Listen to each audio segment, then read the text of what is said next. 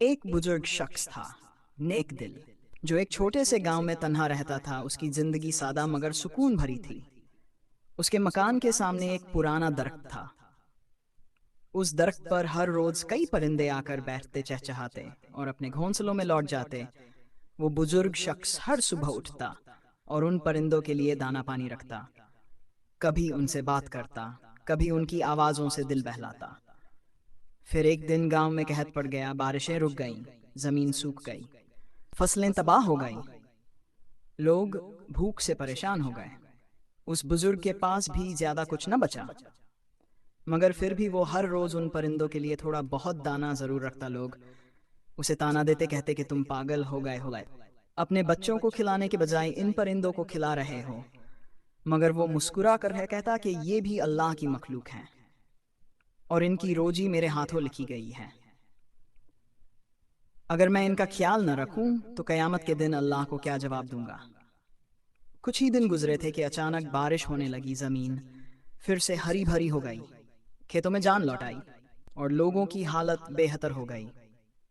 سب حیران تھے کہ قحط کیسے ٹل گیا اسی رات۔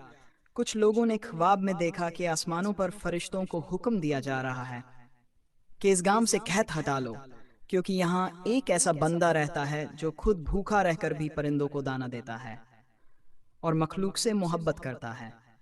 یہ واقعہ ہمیں سکھاتا ہے کہ جو شخص اللہ کی مخلوق سے محبت کرتا ہے، خدا اس سے محبت کرتا ہے۔ جو پرندوں، جانوروں اور بے زبان مخلوق کا خیال رکھتا ہے، اللہ اس کے لیے آسمان سے رزق کے دروازے کھول دیتا ہے۔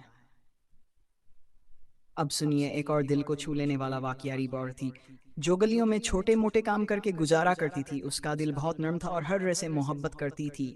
ایک دن اس نے دیکھا کہ ایک بیمار بلی کوڑے کے ڈھیر پر پڑی پڑی ہے، بھوک اور پیاس سے بے حال تھی اور شاید آخری سانسیں لے رہی تھی۔ عورت کے پاس خود کھانے کو کچھ خاص نہیں تھا، لیکن اس نے اس بلی کو اپنے آنچل میں اٹھایا، گھر لائی، پانی پلایا، بچا کچا کھانا کھلایا اور بہت پیار سے اس کا خیال رکھا۔ کچھ ہی دنوں میں بلی تندرست ہو گئی اور عورت کے گھر کے آس پاس ہی رہنے لگی۔ جہاں وہ جاتی، بلی اس کے پیچھے پیچھے جاتی۔ پھر ایک دن وہ عورت خود بیمار ہو گئی، کئی دن تک بستر سے نہ اٹھ سکی۔ مگر عجیب بات یہ تھی کہ اس کی مدد کو کئی لوگ آگے آئے۔ کسی نے دوا لا دی، کسی نے کھانا بنا دیا اور کسی نے گھر کی صفائی کر دی۔ وہ حیران تھی کہ یہ سب اس کے لیے کون کر رہا ہے۔ اسی رات اس نے خواب میں ایک فرشتے کو دیکھا جس نے کہا، اے عورت، تو نے جس طرح کی ایک مخلوق کا بے مثال پیار سے خیال رکھا، آج رب نے لوگوں کے دلوں میں تیرے لیے رحم اور محبت ڈال دی ہے، کیونکہ اللہ کے نزدیک ہر چھوٹا عمل بھی بہت عظیم ہوتا ہے اگر وہ اخلاص سے کیا جائے۔ میرے عزیز بھائیوں اور پیاری بہنوں، کیا کبھی تم نے اپنے دل سے پوچھا ہے کہ تمہیں سکون کیوں نہیں ملتا؟ کیوں تمہارے پاس سب کچھ ہونے کے باوجود دل بے چین ہے؟ کیوں تمہاری دعائیں قبول نہیں ہوتی؟ شاید وجہ یہ ہے کہ تمہارے اعمال تمہاری ترقی کی راہ میں رکاوٹ بن چکے ہیں۔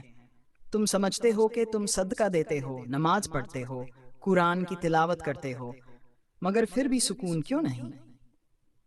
تو ذرا سوچو، شاید تمہارے دل میں اخلاص کی کمی ہے یا نیت میں کوئی خرابی ہے، ہو سکتا ہے تم نے کسی کا دل دکھایا ہو، کسی کا حق مارا ہو، جھوٹ بولا ہو، غیبت کی ہو یا پھر کسی کے لیے برا چاہا ہو۔ جب تم کسی کی برائی کرتے ہو تو تمہاری نیکیاں اس شخص کو مل جاتی ہیں اور تمہاری عزت ذلت میں بدل جاتی ہے۔ تمہاری زبان تمہاری سب سے بڑی آزمائش ہے، اسے قابو میں رکھو۔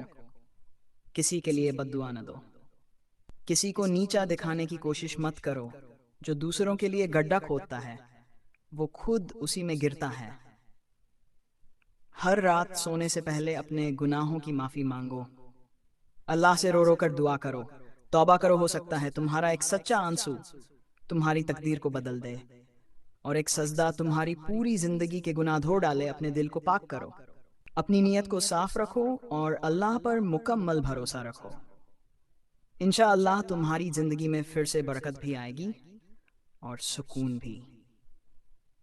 ہم آپ کے لیے روز ایسے ہی دل کو چھو لینے والے اسلامی واقعات اور حقیقتیں لے کر آتے ہیں جو نہ صرف دل کو سکون دیتی ہیں بلکہ زندگی میں عمل کا راستہ بھی دکھاتی ہیں۔